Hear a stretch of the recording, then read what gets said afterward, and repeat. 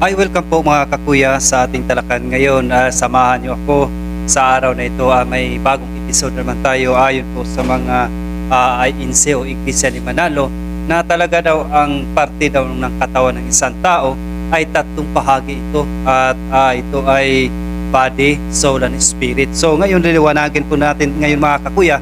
Ang topic natin ngayon ay sa parte ng totoo kaya sinasabi nila na ang bahagi ng isang tao ay tatlo bang bahagi ng isang tao ayon po sa ating mga kaibigan sa ibang pananampalataya, body, soul, and spirit. So liniwanagin natin dito mga kakuya kung totoo kaya ito ang kanilang mga sinabi na ang parte ng bahagi ng isang tao ay tatlo ba. So dito papatunayan natin ngayon dito na dalawa lang ang parte ng isang tao, body and soul and spirit, no? Holy Spirit. So samahan niyo ako mga kakuya. At pagkatapos po ng ating panalangin mga kakuya. In the name of the Father, of the Son, of the Holy Spirit. Amen. Prayer to defeat the work of Satan. O divine eternal Father, in union with your divine Son and the Holy Spirit, and through the Immaculate Heart of Mary, I beg you to destroy the Father of your greatest enemy, the evil spirit. Cast them into the deepest recesses of hell, and chain them there forever. Take possessions of your kingdom, which you have created, and which is rightfully yours. Heavenly Father, give us the reign of the Sacred Heart of Jesus and the Immaculate Heart of Mary.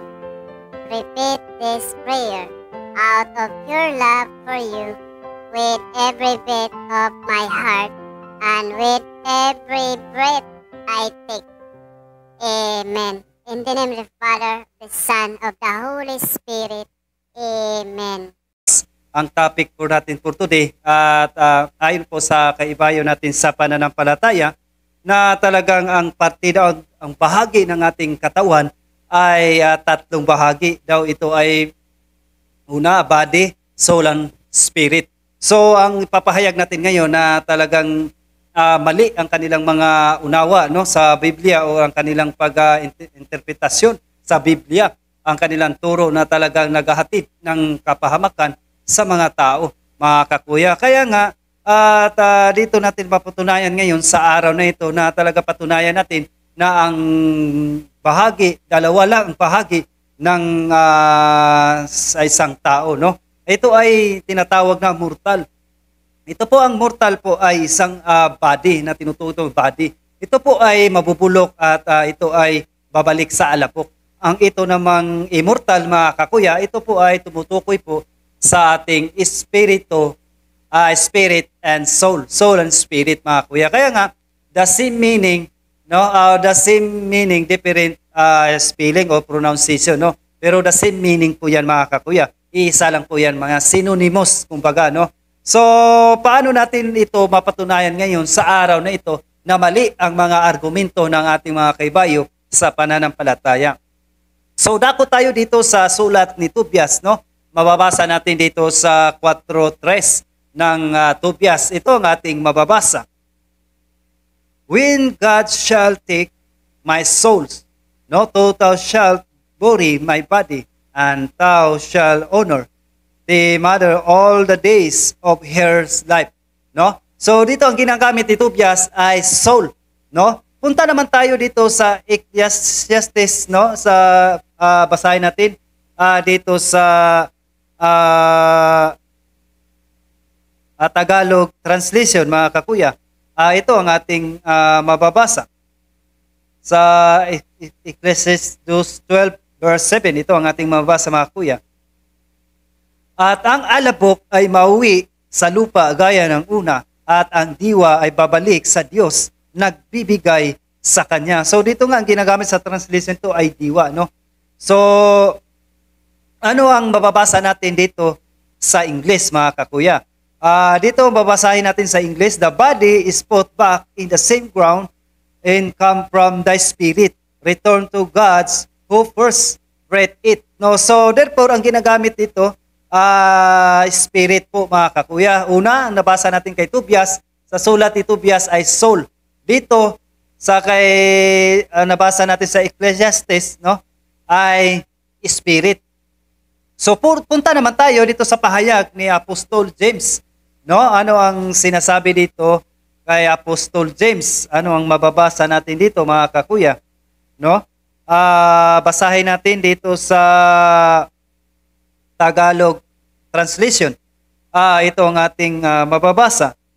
Sapagkat kung paanong ang katawan na walang espiritu ay patay, ay gayon din ang pananampalataya na walang mga gawa ay patay. So therefore, dito ang ginagamit niya dito ay espiritu. So ano naman sa English dito, sa translation ng English, mabasa natin, for us the body without the spirit is dead.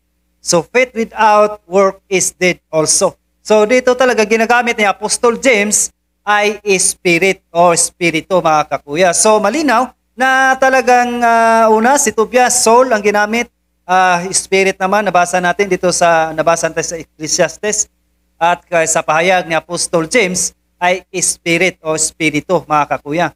Punta naman tayo dito kay Kristo. Ano ang masasabi ni Kristo dito mga kakuya, no? Basahin natin dito sa English Tagalog translation. Ito ang ating mababasa sa Matthew 10 versikulo 10 verse 28, no? Ito ang ating mababasa mga kakuya. At huwag kayong mga takot sa mga nagsisipatay ng katawan, di dapat hindi nakakapatay sa kaluluwa, kundi bagkus ang katakutan ninyo'y yaong makapuksa sa kaluluwa at sa katawan sa impyerno. So therefore, ang ginagamit ni Kristo dito ay kaluluwa mga kakuya. So punta ko naman tayo dito sa English translation mga kakuya. Ito ang ating mababasa. And the fear not them which kill the body, but are not able to kill the soul, but rather fear him which is able to destroy both soul and body in hell. So dito napatunayan natin talagang ginamit ni Kristo naman dito ay soul, kaluluwa. No, 'yun po ang ginagamit ni Kristo dito, soul. So dako naman tayo dito sa may mga apostol pa nagpapahayag din. No, punta ko naman tayo dito sa pahayag ni Apostol Pedro, no, unang Pedro 2:11. Ito ang ating mababasa. Anong sinasabi dito sa 1 Pedro 2:11? Ito ang ating mababasa mga kakuya.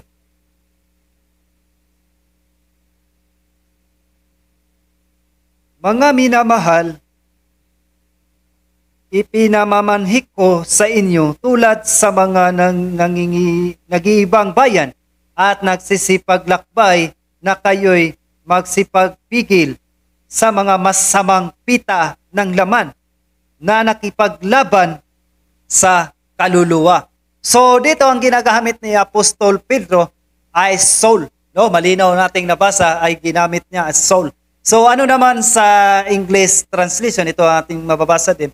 Dearly beloved, I beseech you as stranger and pilgrims, abstain from fleshly laws which war against the soul. So soul ang ginagamit ito, malinaw ang ginamit sa pahayag ni Apostol Pedro, soul, no? So talagang may napatunayan na ito, soul at spirit ay synonymous po yan mga kakuya, no? Tandaan po natin yan. So si Apostol Pedro lang ba ang nagpapahayag sa mga ganito mga kakuya? Ano naman ang pahayag dako naman tayo sa pahayag ni Apostol Pablo. Nababasa natin dito sa Galacia, versikulo 5, verse 17. Ito ang ating mababasa. Sapagkat ang laman ay nagnanasa ng laban sa espiritu, at ang espiritu ay laban sa laman.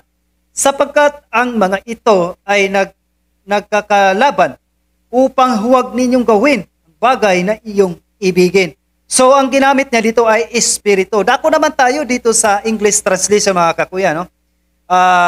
To the flesh, lost it against the spirit, and the spirit against the flesh, and these are contrary into the others, so that ye cannot do the things that ye would. So dito, spirit ang ginamit ni Apostol San Pablo, mga kakuya. So, magkaiba lang yung pronouns or spelling, pero the same meaning po, mga kuya. Ang tawag dito ay synonymous. So muli, mag-aral po talaga tayo at hindi po tayo basta-basta maniwala sa ibang turo, lalo na po sa ibang sikta. Bakit po? Dahil po wala po silang authority na founded by man lang po sila. Kailangan talaga ang iyong church ay founded by Jesus Christ. Bakit po? Sapagkat ang mga turo ni Kristo ayon po sa kanyang inang simbahan ay talagang wala pong mali 100%. Ayon po sa 1 Timothy 3:15, no? The church is the pillar of the truth, no? Yan po ang suhay at katotohanan, no? Saligan at suhay ng katotohanan, walang iba kundi ang Catholic Church. Kapag ang nag-declare ang church ng Catholic Church, yan, body of Christ, ang church, no? Ay walang mali po yan kasi po guiding po Holy Spirit po, mga kakuya. Kaya mag-ingat talaga tayo sa ibang aral ng mga tatag lamang ng tao. Kaya unahin nyo talaga kapag may mga aral sa inyo, unahin nyo po talaga tanungin o ano ang kanilang founder. So mag-iingat kayo sa mga ganun. Ang sasabihin pa naman nila ay si Jesus Christ. Kaya nga talaga magsaliksik talaga kayo ng maigi, mga kakuya. Self-interpret sila. Kailangan kayo din magsaliksik para subukin ang kanilang mga aral ayon po sa tunay na aral. Ayon po sa tunay na aral ni Kristo po, mga kakuya. So muli, ako po'y lubos nagpapasalamat sa inyong lahat, no? Ayon po sa pahayag 21:8 na ang lahat daw ang mga nagpapahayag ng kasinungalingan ay mabubulid po daw talaga, no? Sa dagat-dagatang apoy, mga kuya. Kaya mag-ingat po talaga tayo, lalo na po sa nagtuturo ng kasinungalingan po, mga kuya, na hindi talaga nagsaliksik ng katotohanan at hindi nagpapahayag ng mga katotohanan, mga kuya. Kaya delikado po yun, mga kuya. May babala talaga dyan, no? Ang Kristo natin, no? Walang iba kundi ang Diyos, no? Nagbabala na talagang sino yung magpapahayag, no? Lalo na po mga apostol, nagpapahayag ng mga kasinungalingan, no? Na talagang ibubulit talaga sa dagat-dagat. Kaya mag-ingat tayo, magsaliksik talaga tayo ayon po sa ating konsensya, ayon po sa ating puso, mga kuya. Kung kasi kapag nagsaliksik ka, may galit, ay hindi po papasok po ang Holy Spirit sa iyo dyan, mga kuya. Kaya bago ka magsaliksik, alisin mo muna ang lahat, linisin mo yung dumi ng iyong puso, yung ang walang iba kundi ang kumbabaang loob. Yan po talaga ang hindi kaya ng demonyo. Kaya kasi ang demonyo, kaya niyang magbigay, kaya niyang mag-preaching, kasing preaching ng mga magagaling ng mga sekta, ng mga founder nila. Magagaling. Ang demonyo magagaling dyan, magaling, memorize ang Biblia. Lahat kaya din ng demonyo, no? Magtuturo, kaya din niya. No? Magpapayo, kaya din niya. Pero isa lang ang hindi kaya ng demonyo. Ano po yun, kuya?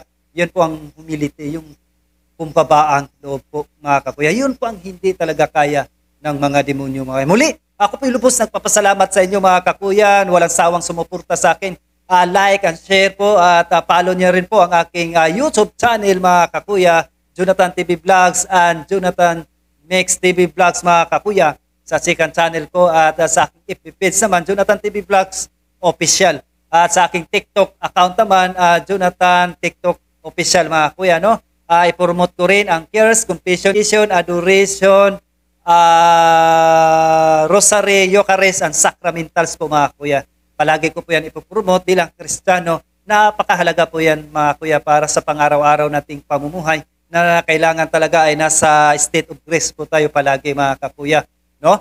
So, muli, at mag-ingat at magsaliksik at ako yung lingkod, ako'y lubos, nagpapasalamat sa inyo. Ang pasalamat at papuri ng lahat ay sa Diyos, sa ngalan ng Ama, Anak at ng Espiritu Santo, at God bless po sa ating lahat, mga kuya. Mabuhay po tayong lahat, mga kuya. Maraming salamat po.